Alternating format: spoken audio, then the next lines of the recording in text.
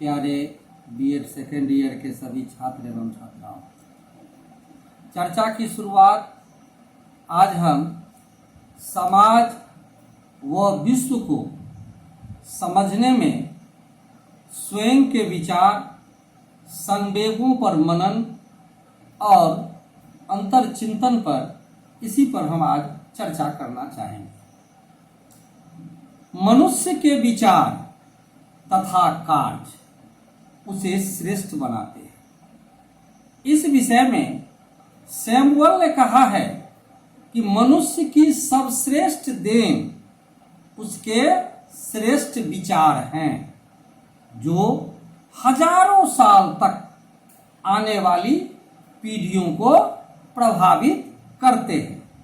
विचार ही मनुष्य को महान बनाते हैं, क्योंकि विचारों के अनुरूप ही कर्म की सृष्टि होती है तथा आत्मगौरव बढ़ता है। इस विषय में महावीर स्वामी जी ने लिखा है कि जियो और जीने दो। श्रेष्ठ विचारों की उत्पत्ति हृदय की पवित्रता से उत्पन्न होती है। इसके लिए हृदय मन की शुद्धि अति अनिवार्य है। इसीलिए एक व्यक्ति को समाज एवं विश्व को समझने हेतु सर्वप्रथम उसे स्वयं के विचारों, संवेगों, मनन तथा अंतर्चिंतन को समझना अनिवार्य है।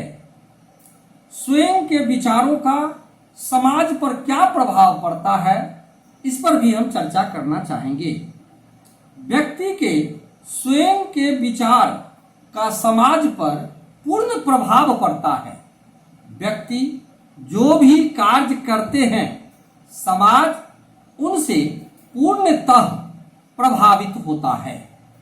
यह व्यक्तियों के स्वयं के कार्यों का समाज पर क्या प्रभाव पड़ता है, इस पर भी हम अब चर्चा करना शुरू करेंगे। तो सबसे पहली बात यह है कि व्यक्ति को कभी भी अपनी चेतना को भूलना नहीं चाहिए। इसका प्रभाव होगा कि आप कर्तव्य के प्रति जागरूक रहेंगे, जिससे समाज में अधिक उत्पादकता बढ़ेगी। दूसरा बात है कि प्रतिदिन सुबह आधा घंटा एकाग्रचित्त होकर ईश्वर का चिंतन करें। इसका परिणाम यह होगा कि इससे आपके मन का सौंदर्य बढ़ेगा, नवीन उत्साह और स्फूर्ति में आपका इजाफा होगा। तीसरा बात है कि सत्य और ईमानदारी का आचरण संकल्प में लें।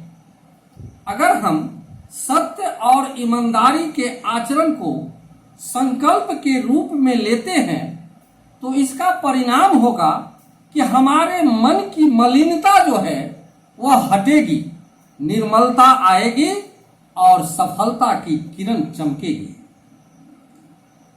आगे मन में हमेशा परिवर्तन लाए। उसका परिणाम यह होगा कि रूढ़िवाद एवं मिथ्यावाद का पलायन होगा, साथ ही प्रगतिशील विचारों का आगमन होगा। हमें अपने दिमाग को बहकने नहीं देना है। हमें अपने दिमाग को बहकने नहीं देना है, उस पर अंकुश लगा के रखना है, क्योंकि धैर्य वो शांति से योजनाओं के क्रियान्वयन में मन में एकाग्रता, शरीर और दिमाग के तालमेल में संतुलन बना रहता है। हमें दिमाग को चिंताओं से दूर रखना है। हमें किसी प्रकार का चिंता नहीं करना है, जिसका परिणाम यह होगा कि हमारी स्मरणीय शक्ति में प्रखरता आएगी, मन में नवीन विचार उत्पन्न होंगे। योगा का हमें अभ्यास करना चाहिए। अगर हम योग का अभ्यास करते हैं तो हमारे मन में एकाग्रता बनी रहेगी। हमारा काम है कि हम हमेशा अच्छा साहित्य को पढ़ें।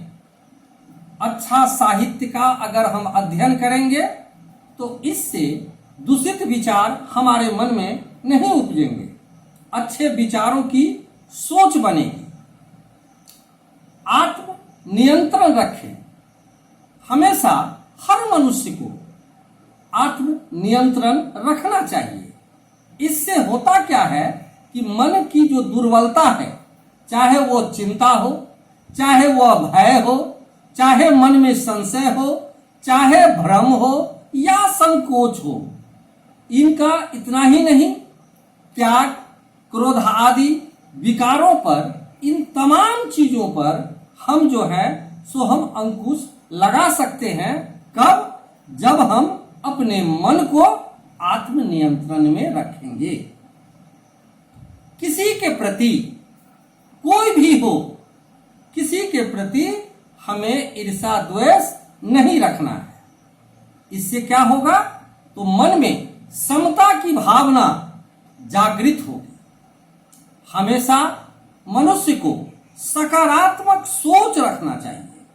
सकारात्मक सोच रखने से मन में स्वच्छ एवं निर्मल विचारों का निर्माण होता है और निराशा का अंत होता है। साथ ही हमारा मन उत्साह से भर जाता है। हमेशा मन में आशा के बीज बोएं। निराशावादी सोच कभी नहीं रखें। निराशा का क्या होगा? उससे अंत होगा और हमारा मन हमेशा उत्साह से भरा रहेगा।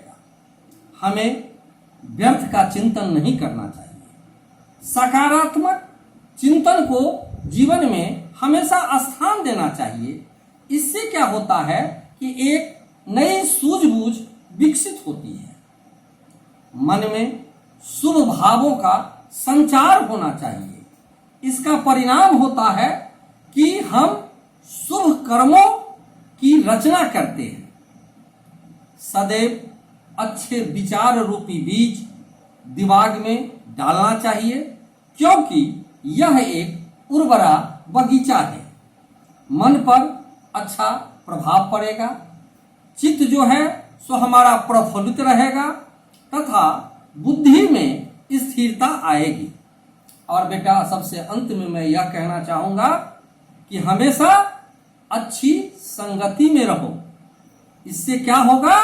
तो मन में आत्मसम्मान की चाहत बढ़ेगी, जिससे आत्मसम्मान में वृद्धि होगी और आप आत्मनिर्भरता की ओर प्रेरित होंगे।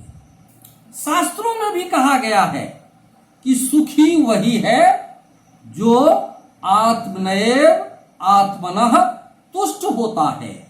स्पष्ट है कि अच्छी संगति में रहकर व्यक्ति अच्छे विचारों का सृजन करता है, सदा परिवर्तन और सुधार का इच्छुक होता है और मौलिकता उसका विशेष गुण होता है। उसके मन में शुद्धि होती है और मन की मलिनता का अंत होता है। समाज में रहकर व्यक्ति समाज और विश्व को समझने हेतु अनेक संवेगों पर भी मनन करता है, चिंतन करता है। यह संवेग निम्नलिखित हो सकते हैं। उसमें सबसे पहला स्थान आता है कि स्वयं की जिम्मेदारियों को आप समझिए। आपका क्या जिम्मेदारी है? आपका क्या कर्तव्य है? परिवार के प्रति, समाज के प्रति, देश के प्रति, इन चीजों को आपको समझना होगा। दूसरा है कि आप जो भी कार्य करें उसमें एकाग्रता होनी चाहिए। आगे है कि आपको हमेशा समाज के प्रति त्याग, स्वार्थ की भावना रखना होगा। इतना ही नहीं, आपको सहनशील होना होगा। साथ ही अगर कोई व्यक्ति आपकी आलोचना करता है तो आप में इतनी शक्ति होनी चाहिए कि आप उस आलोचना को सहन कर सकें। किसी भी व्यक्ति में अगर इस प्रकार के संवेगों का होना अनिवार्य है, तभी वह समाज तथा स्वयं के प्रति सहसंबंध बिठा सकेगा। अब है कि अगर हम स्वयं की जिम्मेदारियों को समझना चाहते हैं तो समाज और स्वयं के प्रति हमारी क्या जिम्मेदारी है, इस पर अब हम थोड़ा चर्चा करना चाहेंगे। संसार में रहकर हमें रोज कुछ न कुछ काम करना पड़ता है, कुछ न कुछ व्यवहार करना पड़ता है, जिसके अधिकार हमारे पास सुरक्षित है। लेकिन इन अधिकारों के साथ साथ यह भी आवश्यक है कि हम अपनी जिम्मेदारियों को स्वीकार करें। सकारात्मक दृष्टि से हमारी जिम्मेदारियां होती है खुद के लिए, परिवार के लिए, अपने व्यवसाय के लिए, जहां हम नौकरी करते हैं उस दफ्तर के लिए, समाज के लिए, देश के लिए और अपनी भावी उन्नति के लिए। कुशलतापूर्वक अपनी जिम्मेदारियों को पूरा करने में ही हमारे काम की पूर्णता है, जो हमारी सफलता है। सफलता में ही हमारा आत्मगौरव है, सफलता में ही हमारा आत्मसम्मान है, सफलता में ही हमारी जीवन की ध्येय है। जितनी बड़ी जिम्मेदारी को हम स्वीकार करेंगे उतनी बड़ी उपलब्धि हम हासिल करेंगे। जब हम अपनी जिम्मेदारियों को नहीं संभालेंगे तब स्वयं को महत्वपूर्ण हम कैसे हो सकते हैं। अगर हम जिम्मेदारी भरा व्यवहार नहीं करेंगे तो आने वाली पीढ़ियों के लिए हम क्या आदर्श स्थापित करेंगे। जिम्मेदारियों को समझने के लिए, उसको स्वीकार करने के लिए एक सरल तरीका यह है कि आप अपने कर्तव्य रूप में लें। कर्तव्य पालन में आत्म शक्ति से आप प्रेरित होंगे। अर्जुन ने कर्तव्य पालन का पाठ श्री कृष्ण से सीखकर अपने खोए हुए आत्मसम्मान को पुनः प्राप्त किया था। कार्यों में एकाग्रता बनाए रखें। किसी भी कार्य की सफलता तभी मानी जाती है जब वह उद्देश्य अथवा लक्ष्य के अंतर्गत किया जाता हो। गुणवत्ता, क्वालिटी श्रेष्ठ है और समय पर पूरा होना जरूरी है। यह तभी संभव है जब कोई कार्य हम पूरे मन से करें। श्री कृष्ण ने गीता में अर्जुन को स्थिर बुद्धि ग्रहण करने को कहा है। इस स्थिति की प्राप्ति भी चित्त की एकाग्रता के बिना संभव नहीं है। इन्हीं शब्दों के साथ अब मैं अपनी वाणी को विराम देता हूं। धन्यवाद।